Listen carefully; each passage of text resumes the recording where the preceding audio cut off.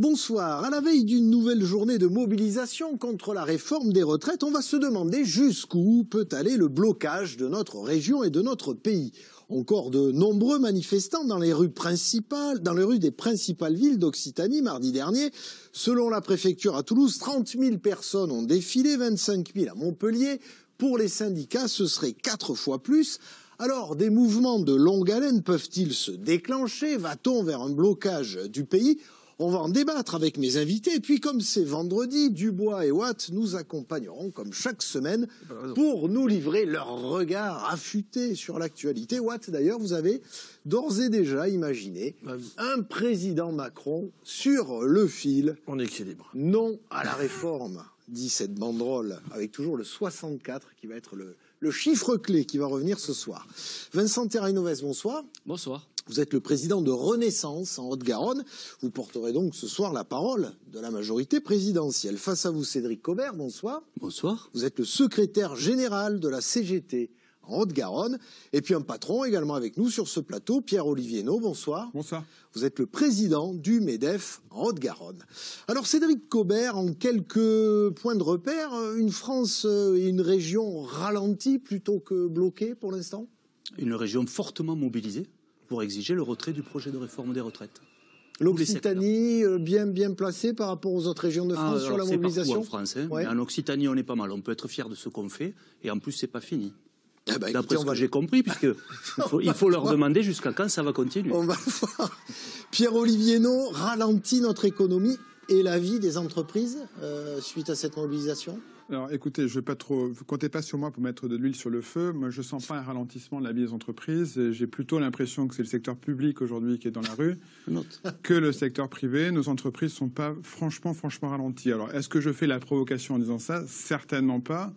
Certes, il y a une forte mobilisation dans la rue, mais je l'observe pas dans tous les secteurs. Qu'on soit clair pour le début de cette émission, au MEDEF, vous la suivez, vous l'encouragez, cette réforme des retraites ou pas? Alors, je sens la question suivante de mon voisin de droite, si je puis dire, qui va penser de droite, c'est une image, c'est physique, c'est logistique. Absolument, que le MEDEF est derrière cette réforme. Le sujet n'est pas là. Non, on n'est pas spécifiquement derrière cette réforme. On n'est pas là en train de teaser le gouvernement pour qu'ils aillent dans notre sens. Bien au contraire. Ce que nous, on constate, on va pas revenir dessus un petit peu plus tard, c'est la dette française, le coût des retraites.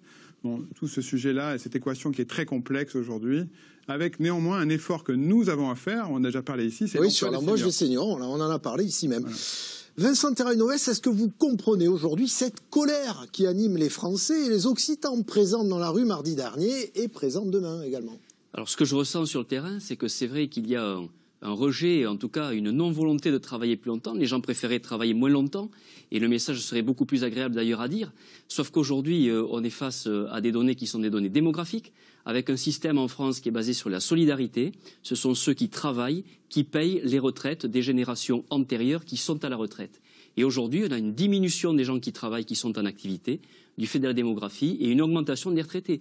Et donc, si on veut équilibrer le système, et si on veut maintenir le système de solidarité, permettre à nos jeunes d'aujourd'hui d'avoir demain des retraites, il faut équilibrer notre système, et on a besoin de cette réforme. Vous ne recevez pas l'argument, vous, hein, Absolument pas. D'abord, je voudrais faire un appel aux salariés qui nous écoutent, puisque le patron du MEDEF dit qu'on ne va pas assez loin.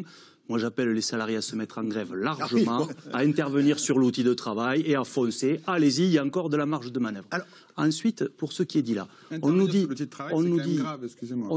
alors, si on faisait que ce qui vous gêne pas, on n'obtiendrait pas grand-chose. Mais là, il s'agit quand même de mettre en péril la capacité de l'entreprise à produire. Et donc, la capacité des salariés à travailler. On peut manifester sans bloquer. Voilà. Manifester. Ces gens-là nous demandent de faire bloquer. Alors, ces gens-là nous disent allez manifester, c'est constitutionnel, faites grève, mais venez pas nous embêter dans les entreprises. J'entendais aussi un gréviste, Cédric Cobert, qui disait le but, c'est pas d'emmerder le citoyen, c'est de se faire entendre. Absolument pas. Le but, c'est de se faire entendre et c'est de contraindre en touchant les patrons au portefeuille chaque fois qu'on ne peut pas faire autrement. Aujourd'hui, il n'y a qu'une solution. Au vu du mécontentement, vous retirez le projet de réforme des retraites, point à la ligne. Ensuite, parce qu'on entend sans arrêt, c'est un projet certes injuste, mais c'est un projet nécessaire. Donc il faudrait faire quatre petits tours pour dire à quel point on est mécontent, mais accepter à la fin. En réalité, le projet de réforme des retraites, oui, je vais vous dire quelque chose qui va vous surprendre, il est nécessaire. pour conserver les bénéfices des actionnaires. Aujourd'hui, le premier, attention, pour le premier budget de l'État, nous avons le système de retraite le plus solide du monde. Et nous avons le système de retraite le plus protecteur du monde. Et le plus déficitaire du monde. Aujourd'hui, il suffit d'augmenter les salaires pour que le système de retraite soit à l'équilibre. Il est déjà à l'équilibre, le corps le dit, pas moi. Alors, simplement, moi je voudrais dire que... Rapidement, aujourd'hui, le projet de réforme a 3 buts. 1, faire en sorte que l'argent qui ne va pas sur les retraites, il parte encore sur le premier budget de l'État, c'est-à-dire le budget de l'aide aux entreprises qui représente le double, qui représente, mais vous connaissez un peu les chiffres, le double de celui de l'éducation nationale. Il y a d'autres raisons aussi, mais ça c'est la première des raisons. C'est économique et c'est dans votre intérêt. Ce n'est pas dans celui des salariés, donc il n'y a qu'une solution, vous retirez. Il est possible d'ouvrir le dialogue ou pas? Parce qu'on a l'impression que c'est vraiment 2 murs qui s'affrontent. D'abord, le dialogue, il a été ouvert avant la réforme. Le président de la République avait proposé 65 ans. Il y a eu une discussion qui a été ouverte par la Première ministre avec le ministre du Travail et les organisations syndicales. De cette discussion, on est descendu à 64 ans avec des aménagements particuliers à la demande des organisations syndicales. Je pense notamment à l'article 2 qui avait été rejeté en son temps à l'Assemblée nationale, qui avait été mise en place, c'était l'index senior, qui avait été mise en place à la demande de la CFDT. Donc il y a bien eu cette phase. On est aujourd'hui dans une phase parlementaire où il y a une discussion au Sénat avec des améliorations qui ont été proposées. Je pense à la surcote qui a été proposée pour les femmes dans un maximum de 5% pour celles qui ont eu une carrière qui a été hachée. Il y a des améliorations positives. Il y a la pénibilité qui a été prise en compte avec la mise en œuvre d'un plan pour favoriser les carrières qui ont été difficiles. Donc on attend de la retraite qu'elle traite toutes les difficultés, tous les aléas de la vie. Elle le fait autant qu'elle le peut dans un contexte qui est compliqué. Et aujourd'hui, on est encore dans cette discussion parlementaire. Et très rapidement, cela aboutira à une adoption de la réforme après une discussion qui aura eu lieu à la fois avec les organisations syndicales, mais aussi avec le Parlement. Pour ce qui est de la retirer, pas possible, puisqu'on a besoin de cette réforme pour continuer à payer les pensions de retraite. Pierre-Olivier Naud, de votre point de vue, les patrons, les syndicats de patrons, ils ont été également suffisamment consultés ou pas? Assez peu, en fin de compte. Assez peu, et il aurait fallu que les partenaires sociaux eux-mêmes puissent davantage travailler entre eux pour bâtir une proposition assez aboutie, comme d'ailleurs l'accord récent sur le partage de la valeur.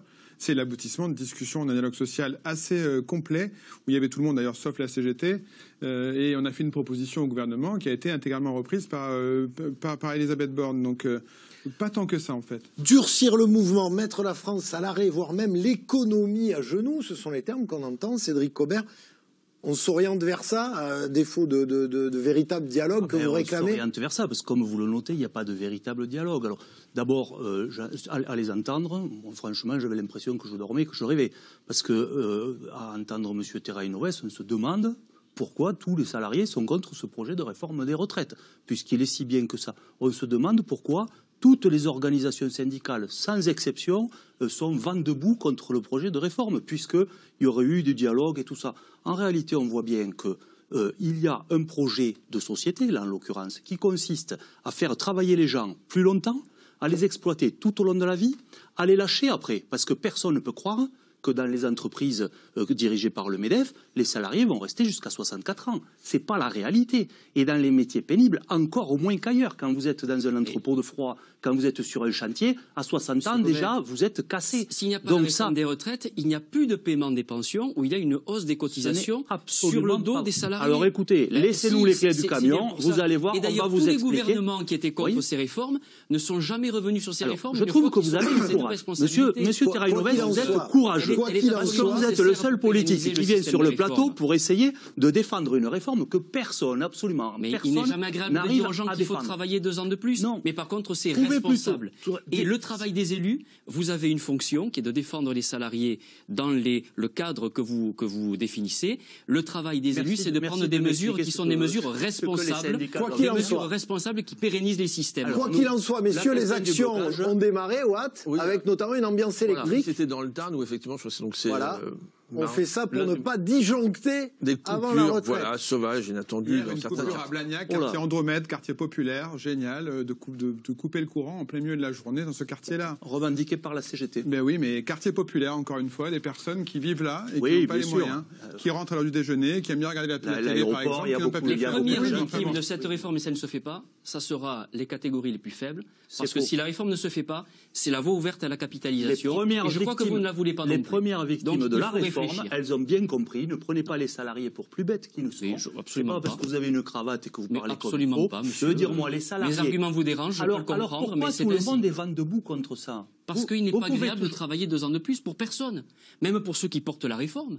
Mais Sauf que la c'est un responsabilité peu des court, élus, quand même. c'est de le faire pour pérenniser Voilà. le système. Les salariés n'ont pas Sinon, besoin vous aurez la d'élus comme vous, capitalisation, ils ont monsieur, besoin et nous sommes d'élus. contre. Et vous aussi, Les d'ailleurs. salariés ont besoin d'élus qui leur proposent des projets de société qui soient des projets du 21e siècle, des bien. projets novateurs. Mais les salariés, Il n'y a jamais ils eu sont- autant d'argent dans ce pays et autant d'argent dans le monde. Aujourd'hui, comment est-ce qu'on peut expliquer que plutôt que de réduire le temps de travail et de faciliter la vie, parce que le travail est de plus en plus difficile, contrairement Messieurs, à ce que vous dites, mais vous le connaissez sans doute pas assez, comment on peut expliquer aux gens qu'ils vont devoir travailler plus longtemps et toucher moins de retraite? C'est pas ça qu'on Allez, veut, c'est le justement. contraire. on va Oui, reprendre. Vincent Terrenoès, est-ce que vous craignez des blocages de sites stratégiques comme les dépôts de carburant ou autres dans notre région? Certains syndicalistes ont dit qu'ils voulaient mettre la France à genoux par le blocage. Donc je trouve ça très dangereux. Je pense que les premières victimes de la France à genoux, c'est l'économie. Et l'économie, c'est les salariés, c'est les entreprises. Et derrière, c'est les salariés. Moi, je ne vois pas les entreprises comme une méchante pieuvre. L'entreprise, elle permet justement à des personnes de travailler, d'être salariés, d'avoir une activité. Et donc, je condamne bien sûr tous les blocages. Je pense qu'on peut manifester son mécontentement, son désaccord, manifester. D'ailleurs, les manifestations aujourd'hui, ça c'est... on remercie les syndicats pour ça, mais elles sont de bonne tenue parce que justement les syndicats ont repris les choses par rapport à ce qu'on a connu, par exemple, moment avec des les Gilets Gilets jaunes. Tout à fait, mais il faut le faire sans bloquer le pays, sans empêcher celles et ceux qui veulent travailler de le faire. Vous craignez un ralentissement économique par la force des choses, sans parler de blocage de l'outil de production, mais aussi par exemple les non-grévistes qui pourraient par exemple ne pas venir au travail, empêchés par les transports ou autres. Alors oui, évidemment, il y a un risque de ralentissement à terme si ça continue. Donc oui, ça pourrait nous inquiéter, sachant que l'énergie augmente par ailleurs, que l'inflation se retrouve dans nos salaires aussi qui augmentent, donc les coûts énormément. Et puis donc on est toujours dans une compétition internationale où il faut que la France reste au niveau. Tout simplement. Donc, on n'a pas autre choix que de continuer à produire et surtout de faire des bénéfices pour pouvoir investir, réinvestir dans la croissance verte aussi. Coût de l'énergie, inflation, on le sait, Cédric Cobert, la situation économique est dure pour tous les Français.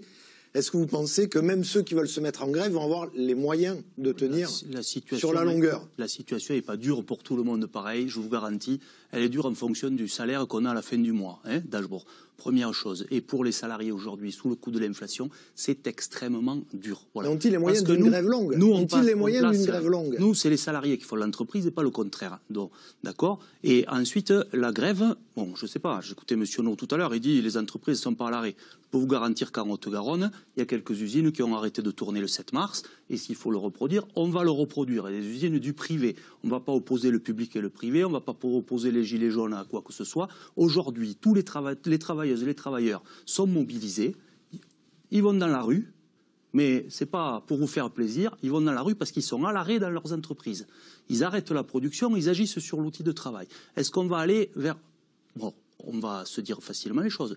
Personne n'a les moyens de faire grève dans ce pays et le fait par plaisir. Par contre, lorsqu'on est sur son outil de travail et qu'on décide enfin de se faire respecter, parce que peut-être les conditions de sécurité ne sont pas réunies, et bien qu'on reste sur son outil de travail, qu'on arrête le travail. Lorsqu'on décide de se mettre en arrêt pour des raisons, parce qu'on n'est pas formé pour faire ce qu'on fait, qu'il y a un danger ou il y a une insatisfaction, eh bien oui, c'est comme ça qu'on agit, et partant de là, ça ralentit la production. Maintenant, s'il y a besoin d'amplifier, on amplifiera jusqu'au retrait. Vous redoutez cette amplification de mouvement ou pas, messieurs? C'est jamais, c'est toujours un risque, oui, qui existe. Maintenant, cette réforme, si on la soutient, c'est pas par principe, c'est pas par idéologie, c'est pas par dogmatisme. On la soutient parce qu'une fois de plus, nous considérons qu'elle est nécessaire justement pour protéger les Français et paradoxalement, sur nos deux points de vue, pour protéger les salariés. Parce que si elle n'a pas lieu, une fois de plus, on ne pourra pas continuer à l'avenir à payer les retraites. Ou alors il faudra puiser sur d'autres budgets et dans ces cas-là, on se privera d'augmenter le budget de l'éducation nationale pour mieux payer les enseignants, la sécurité, etc. Merci en tout cas, messieurs, d'avoir accepté de dialoguer, on l'a vu, Laissons entre les vous. salariés décider de ce qui est bon pour eux. Non, Ils ne décident pas à leur place. On verra la Privilégions suite le à dialogue commencer. social plutôt pour-